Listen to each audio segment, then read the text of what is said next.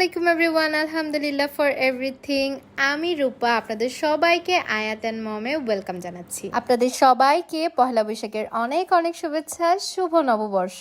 আজকে আমি এত সুন্দর একটা সাফিউজ বের করে নিয়েছি পহেলা বৈশাখে পরার জন্য, কারণ এটা আমি ঈদে হাতে পাই নাই। ড্রেসের কালারটা যেহেতু একটু লাইট, তাই আমি ভাবলাম যে অর্নামেন্টস একটু ভাইব্রেন্ট কালার পরা যাক। তাই আমি খুবই সুন্দর একটা ইয়াররিং বের করে নিলাম, যেটা আমার খুবই পছন্দের। ইয়াররিং এর সাথে আমি এই ওয়াচটা পরবো, যেটা আয়াতের পাপা গিফট করেছিল, আর সাথে পরবো এই ফিঙ্গার রিংটা, যেটা আমি ঈদের জন্য কিনেছিলাম কিন্তু পরতে পারি নাই। আর দেখেন এত প্রিটি একটা ব্যাগ, টাওয়ার মোটিভ গুলো ড্রেসের সাথে ভালোই যাচ্ছিল, তাই ভাবলাম কন্ট্রাস্টে এই ব্যাগটা ইউজ করব। আর এটা হচ্ছে আয়াত বেবি ড্রেস। আয়াত বেবি নাকি এটার সাথে ম্যাচিং করেই সানগ্লাসটাও পরবে। আর এই কিউট স্কার্টটা হলো ড্রেসের নিচের পার্ট, মানে ড্রেসটা খুবই কিউট। গতকালকে ধানমন্ডি গিয়েছিলাম, ওইখান থেকে আয়াত বেবির জন্য এই সুন্দর কিউট চুড়িগুলো নিয়ে এসেছি।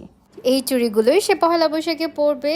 আর হচ্ছে আয়াতের বাবার জন্য এই শার্টটা বের করে নিয়েছি। জানি আমার আর আয়াতের বাবার ড্রেসটা পহেলা বৈশাখের থিমে যাচ্ছে না, বাট আমরা অ্যাকচুয়ালি এরকম আজকে উল্টাপাল্টাই পরবো ভাবলাম, তো আর কি এই কালারগুলো পরা। মা মেয়ের বের করে নিয়েছি ম্যাচিং এক জোড়া শুজ, দুজনে আজকে হোয়াইট কালার পরবো। আমার কাছে আয়াত বেবির এই চুড়িগুলো খুবই কিউট লেগেছে, আর আমি বসে পড়েছি মেকআপ করার জন্য। আজকে কিভাবে মেকআপ করেছি সে টিউটোরিয়ালটা পরের একটা ব্লগে দিব। এইখানে আমি খুবই তাড়াহুড়া করে মেকআপ করছিলাম যাতে আমার লেট না হয়ে যায়। এখানে আমি রেডি হয়ে বেবি আয়াতকে রেডি করা নিয়ে ব্যস্ত, তাকে তার ওড়নাটা দিয়ে সুন্দর করে একটা বেনি করে দিচ্ছিলাম। খুবই কিউট একটা লুক আসবে আয়াতের এই বেনিটা করার পরে। এই বেনিটা করার আইডিয়া এসেছে এইভাবে যে আয়াত আসলে গলাতে ওড়না রাখতে পারে না, আর ও খুবই আনকমফোর্টেবল ফিল করে, তাই আমি এটা ওকে মাথায় বেঁধে দিয়েছি। আর এটা খুবই সুন্দর একটা আউটকাম এসেছিল, আর খুবই কিউট লাগছিল, তাই না? ড্রেসটা আয়রন করে ঝুলিয়ে রেখেছিলাম, এখন আমি ড্রেসটা পরে নিব আর সাথে অর্নামেন্টস গুলোও পরে নিব।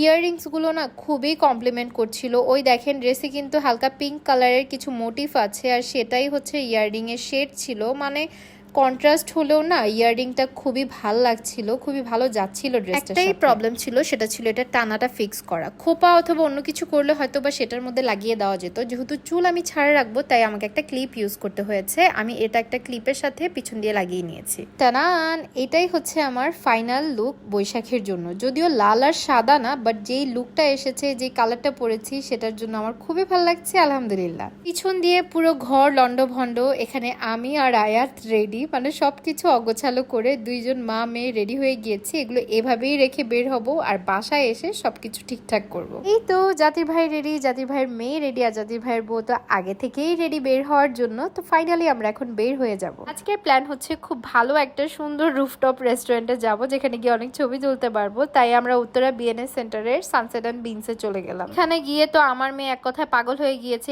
পাখি আর মাছের দোকান দেখে। ওর তো মাছ খুবই পছন্দ, এখন সে বায়না ধরেছে সে এখন মাছ কিনবে। তারপর তাকে অনেক বুঝিয়ে শুনিয়ে বের হলাম ওই দোকান থেকে, যে বাবা তোকে যাওয়ার সময় মাছ কিনে দিব, তুই ওয়েট কর একটু। প্রথমে কিন্তু আমরা বাফেট লাউঞ্জে এসেছিলাম, কিন্তু ততক্ষণে প্রায় 4:30 বেজে গিয়েছিল, আর তাদের সম্ভবত 5টার মধ্যে লাঞ্চ ক্লোজ হয়ে যায়।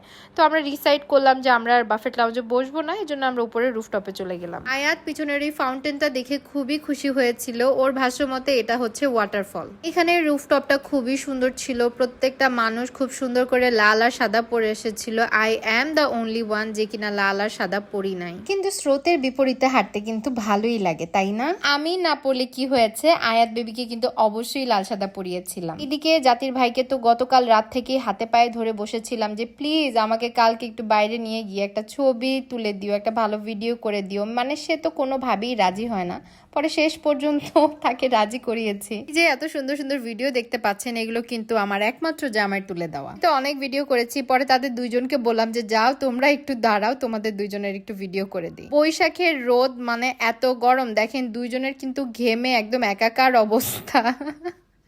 রেস্টুরেন্টে আজকে শুভ নববর্ষ থিমের একটা পোস্টার লাগানো ছিল। আয়াত বায়না করছিল যে ওখানে গিয়ে ছবি তুলবে। তারপর তাকে নিয়ে গিয়ে ওখানে কয়েকটা ভিডিও করে নিলাম আর কিছু ছবি তুলে নিলাম। সে খুবই খুশি হয়েছিল। তার ভাষ্য মতে ওই যে পিছনে ছবিগুলো, ওগুলো হচ্ছে কার্টুন, আর সে কার্টুনের সাথে ছবি তুলবে। তারপর আর কি সেখানে যাওয়া। রুফটপ কিন্তু এখানেই শেষ না, উপরে আরেকটা রুফটপ ছিল যেখানে মেরামতের কাজ চলছিল। ওর থেকে ঘুরে পরে আমরা নিচে চলে আসি, আর এখানে এসির ভিতরে বসি। বাহিরে যে পরিমাণে গরম ছিল, তার মধ্যে তুলছিলাম রোদের মধ্যে ছবি, মানে একদম সেদ্ধ হয়ে গিয়েছিলাম। করছিলাম, কিন্তু এখানে এসে খুব শান্তি লাগছিল। গরমের মধ্যে আয়াত আর এই ড্রেসটা পরতে চাচ্ছিল না, তাই ওর ড্রেসটা চেঞ্জ করে দিলাম আর এরপর খাবার অর্ডার করলাম। খাবার অর্ডার করে অনেকক্ষণ বসেছিলাম, কারণ খাবার হতে অনেক টাইম লাগছিল, কারণ মানুষ অনেক ছিল আজকে। আর ব্যাগটার কথা কি বলবো, I am obsessed with this bag. প্রায় 40 মিনিট ওয়েট করার পরে ফাইনালি আমাদের খাবার চলে আসে। আমরা দুটো প্ল্যাটার অর্ডার করেছিলাম, একটা পেরি পেরি চিকেন আর একটা হচ্ছে বারবিকিউ প্ল্যাটার। আমাদের দুইজনের কাছে এই খাবারটা খুবই ভালো লেগেছিল, বিশেষ করে বারবিকিউ চিকেনের যে প্ল্যাটারটা ছিল সেটা। আয়াতের জন্য কিন্তু আলাদা করে আর কিছু নেই, আজকে আমাদের কাছ থেকে আয়াতের জন্য খাবার শেয়ার করেছি। ওখানে ওর বাবা রাইস দিচ্ছিল,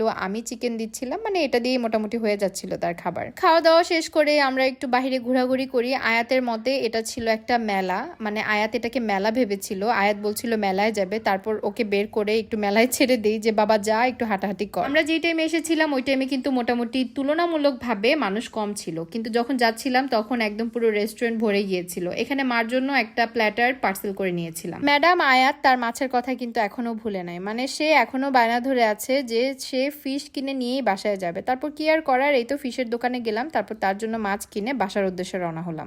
বাসায় ফেরার পথে এলাকায় এসে দেখি হুলুস্থুল কাণ্ড, মানে এখানে তো বিশাল এক মেলার আয়োজন। অনেক অনেক মানুষ এসেছে, পুরো রাস্তাঘাট বন্ধ করে দিয়ে, মানে হচ্ছে এখানে মেলার আয়োজন হয়েছিল, কনসার্ট হয়েছিল, বাচ্চারা পার্কে এসেছিল, মানে এখানেও মোটামুটি ভালোই বৈশাখের আমেজ ছিল। ঘুরি শেষ করেই আমরা বাসায় চলে আসি সন্ধ্যার আগে। এখানে এই যে দেখেন আয়াতের জন্য ফিশ কিনে নিয়ে এসেছে, আর তার বাকি ফিশগুলোর সাথে এগুলো এখন ঢেলে দিবে। কি আর বলবো, ম্যাডাম আয়াত আর তার ফিশের অবসেশন। এই তো ছিল আমাদের টোনাটুনির ছোট্ট একটা পোনা নিয়ে আজকের পহেলা বৈশাখের ঘোরাঘুরি। আপনাদের সবার কাছে আমার আজকের পহেলা বৈশাখের ব্লগ কেমন লেগেছে আমাকে অবশ্যই কমেন্ট করে জানাবেন। Thanks for watching. আল্লাহ হাফেজ।